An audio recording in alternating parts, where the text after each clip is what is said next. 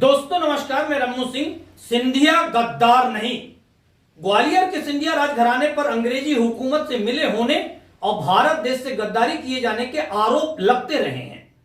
केंद्रीय मंत्री ज्योतिरादित्य सिंधिया ने सोशल मीडिया के एक प्लेटफॉर्म पर, एक यूट्यूब चैनल पर दिए गए अपने इंटरव्यू में सफाई दी है कि सिंधिया राजघराना गद्दार नहीं है, बल्कि सिंधिया राजघराने ने अंग्रेजों की यातनाएं सहकर देशभक्ति जाहिर की है।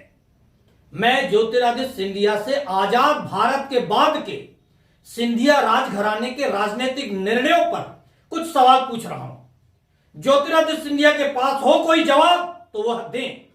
ज्योतिरादित्य सिंधिया की दादी राजमाता विजयाराजे सिंधिया ने आजाद भारत की राजनीति में कांग्रेस पार्टी से जुड़कर राजनीति में कदम रखा, राजनीति की शुरुआत की।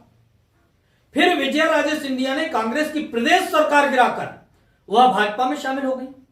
आज की भाजपा उस समय के जनसंघ पार्टी में वह शामिल हो गई थी। फिर वह आजीवन बीजेपी में रही। ज्योतिरादित्य सिंधिया के पिता माधवराव सिंधिया ने भाजपा से राजनीति में कदम रखा। बाद में वह कांग्रेस में चले गए और आजीवन कांग्रेस में रहे। फिर ज्योतिरादित्य सिंधिया ने कांग्रेस से राजनीति की शुरुआत की। कांग्रेस की प्रदेश सरकार को गिराकर खुद ज्योतिरादित्य सिंधिया भाजपा में शामिल हुए।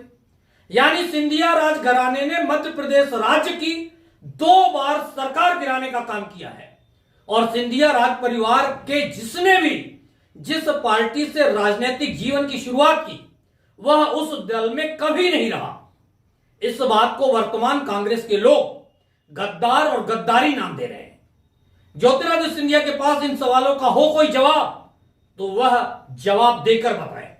मैं 2 बार विजयाराजे सिंधिया और 1 बार ज्योतिरादित्य सिंधिया से मिल चुका हूं। विजयाराजे सिंधिया से मुलाकात के समय मैं स्टूडेंट था, छात्र राजनीति में था, पत्रकार नहीं था।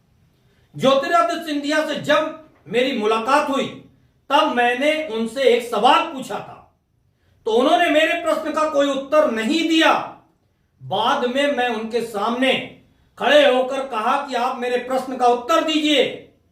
मुझे अच्छी तरह याद है, ज्योतिरादित्य सिंधिया को कुछ समझ में नहीं आया कि क्या उत्तर दूं।